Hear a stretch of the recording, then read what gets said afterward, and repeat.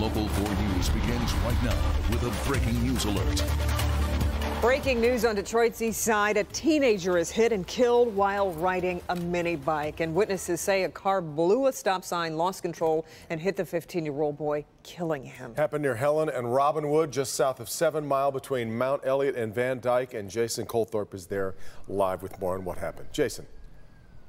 Yeah, guys, this is a real heartbreaking scene here tonight. Police, as a matter of fact, just cleared the area, which it all began down this street here with what could have been a street race, could have been just two cars going at a high rate of speed, ended up into this yard here. You can see some debris there and into that porch, which is badly damaged, and hitting and killing a young man, 15 years old. And we believe police have just now left the scene to inform the family, which may not have even known that he had been killed. The wheel tracks and a mangled mini bike tell the tragic story this evening on Detroit's east side. It was just after 7 p.m. when a witness says he saw this white Chevy Impala blow a stop sign at high speed on Helen Street and suddenly lose control. The car swerved into front yards and right toward a 15-year-old boy on his mini bike. The boy was hit and killed, and the car continued into the front porch of a house, coming to rest in a yard with heavy damage. Detroit police say tonight the driver of that car is a 24-year-old man who was arrested at the scene. A witness believes there was at least one other car involved in this, possibly two. Police may have a good chance of figuring that out, with one source telling us at least one house had surveillance cameras that may have captured this accident. We believe that 15-year-old boy may live right around the corner here. Detroit police stressed to me tonight a lot of what they have is preliminary information. This could change, but what we do know for sure is a young 15-year-old boy was an innocent bystander and killed tragically here on Detroit's east side tonight. Back to you. Boy, just horrendous. All right, Jason. More is the...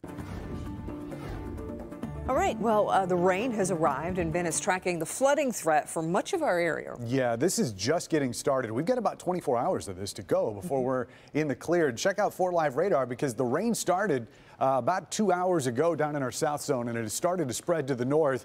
This is coming down at a good clip. You see, there's plenty of lightning strikes out there. We are not anticipating severe weather, and the good news is the rain is moving at a pretty good clip. However, you start looking at the rainfall totals that we have already picked up, and here in Washtenaw County, south of Ann Arbor, the radar is estimating already 1 inch and 3/10 in that little bullseye. And you saw the stream. It's been coming right up in this direction.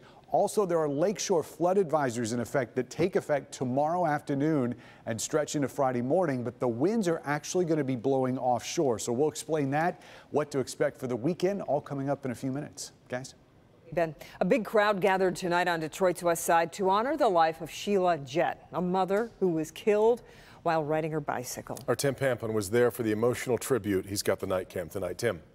The corner of Schoolcraft and Bettler, Detroit's far west side, balloons and the now iconic white bicycle chained to the utility pole. Sheila Jett lost her life here a couple of weeks ago. Family members decided to have what they're calling an honor roll, and hundreds of cyclists have responded this evening. I'm very overwhelmed. I feel all the love. Sheila's other daughter came up from Atlanta, you see them there. And like I say, hundreds of cyclists responding to the family's request. Let's have a memorial bike ride in Sheila's honor. And I just want people to know that my mother was loved and she was somebody's daughter, sister, mother, grandmother, and she has a lot of love out here. So here we go with the police escort along Schoolcraft. The cyclists head out into the neighborhoods in memory of Sheila Jett. Please tell us no arrests made in this hit and run. If you know anything, please do give Detroit Police a call. That's the scene on the west side tonight with the night cam. Tim Pamplin, Local 4. All right, Tim, and tonight a cash incentive is being offered to get a rapist off the streets.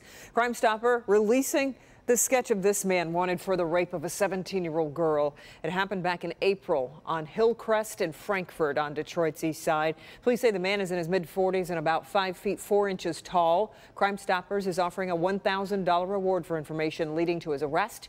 You can call in and remain anonymous. The number to call is 1-800-SPEAK-UP.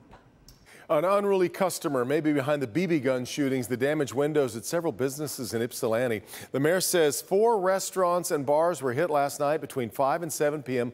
All of them had their windows shot out while employees and customers were inside. Workers believe the vandal is a customer who'd been kicked out of each place for bad behavior. If you've got any information about who that might be, you're urged to contact police in Ypsilanti. Well, it's been 1 week since Detroiters on the east side were placed on heightened alert as police searched for a serial killer. While police believe they have the killer in custody, the fear for those in that community has not subsided. Jermont Terry is live to show us how one group is working to heal those wounds. Jermont.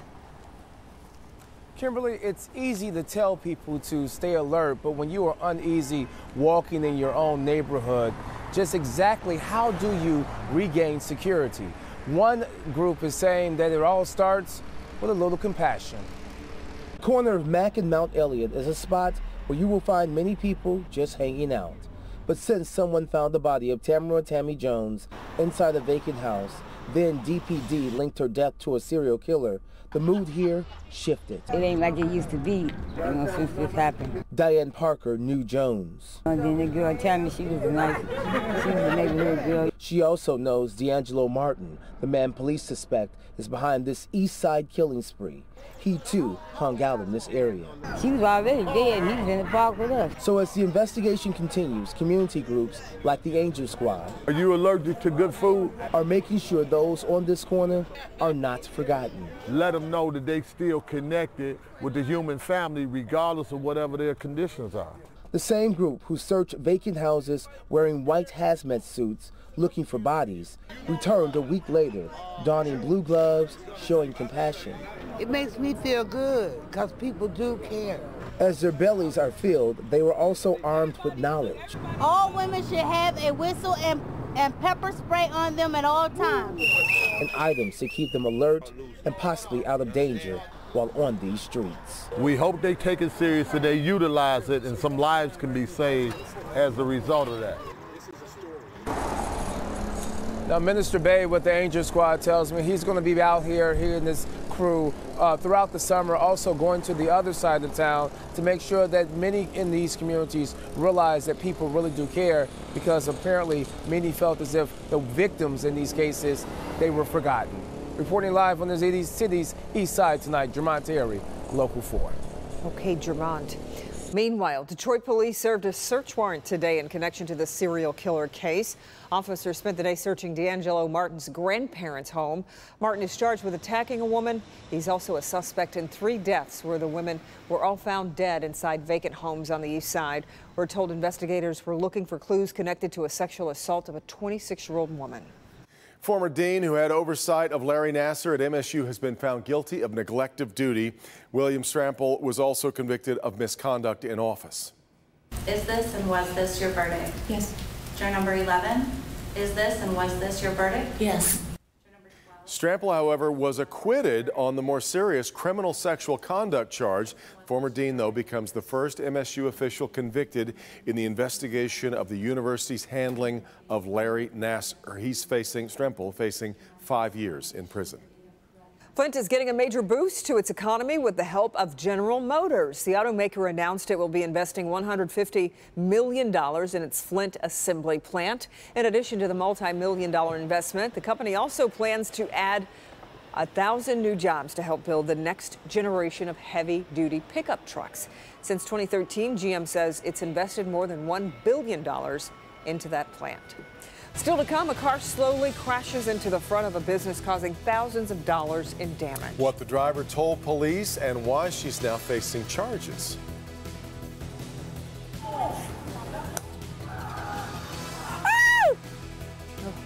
A chaotic arrest ends with an officer accidentally being tased. What happened before that recording started? But first, it has been 25 years since Nicole Brown Simpson and Ron Goldman were murdered. He said that he and his kids don't ever think about it anymore. Isn't that interesting? He doesn't think about his wife that he claims he didn't murder.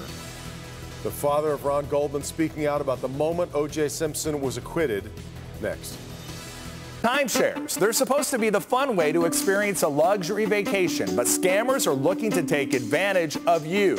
A new important warning you need to know about in my Help Me Hank report tomorrow starting at 6 a.m.